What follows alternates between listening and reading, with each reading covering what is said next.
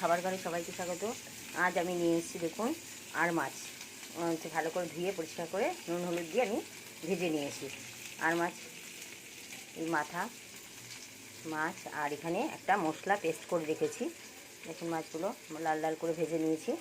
এবারে আমি পেস্ট করা ইয়েটাকে আছে, যেমন টমেটো দেখাচ্ছি কী কী দিয়েছি, জিরের গুঁড়ো, লঙ্কার গুঁড়ো, কাঁচা লঙ্কা আর নুন হলুদ, লঙ্কার গুঁড়ো। আর এখানে আমি একটুখানি ফুলকপি দিয়ে আর চার মাছ করতে চাইছি, সেই জন্য ফুলকপি আর আলু আমি ভেজে নিচ্ছি। দেখুন লাল লাল করে ভাজতে, ওই মাছের তেল ভাজাতেই আমি এটা ভাজতে দিয়েছি। এবারে আমি আস্তে আস্তে করে ভাজা ভাজা হয়ে এসছে, একটু আঁচ বাড়িয়ে দিয়ে ভেজে আমি মশলাটা মিশিয়ে দেবো। মশলাটা কষে গেলে তারপর জল দিয়ে মাছ দেবো। দেখুন আলু আর ফুলকপি প্রায় ভাজা হয়ে এসছে।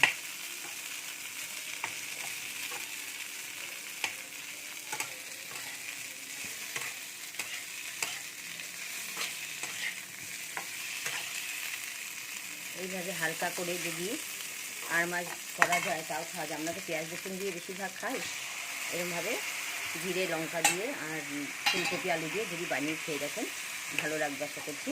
টমেটোটা মাঝখানে দিয়ে দিচ্ছি, তারপর একটু জাস্ট ঢেকে দেবো। মশলাটা একটু কষে গেলেই আমি ফিরে আসছি। কিন্তু বন্ধুরা মশলাটা প্রায় কষে এসেছে, একটু ভাজা ভাজা করে আমি জল দিব। জলটা ফুটে উঠলে আমি মাছ দেবো।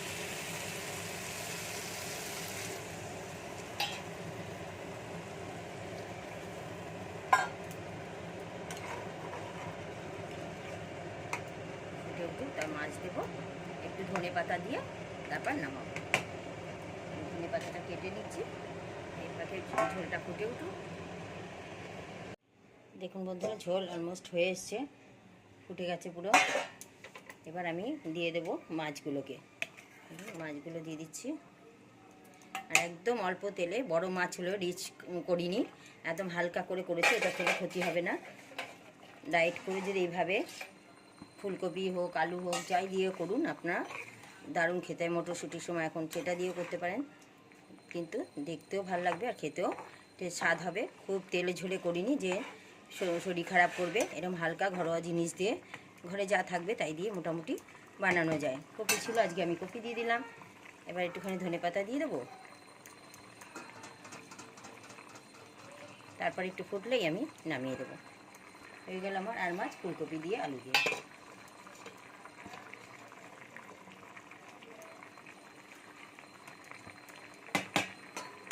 একদম হালকা করেছি, শরীর খারাপ করবে না। আপনারা ধৈর্য ধরে ভিডিওটি দেখেছেন, তাই জন্য অনেক অনেক ধন্যবাদ। আর নতুন হলে চ্যানেলটিকে সাবস্ক্রাইব করবেন, সবার আগে আপনাদের কাছে রান্না পৌঁছে যাবে।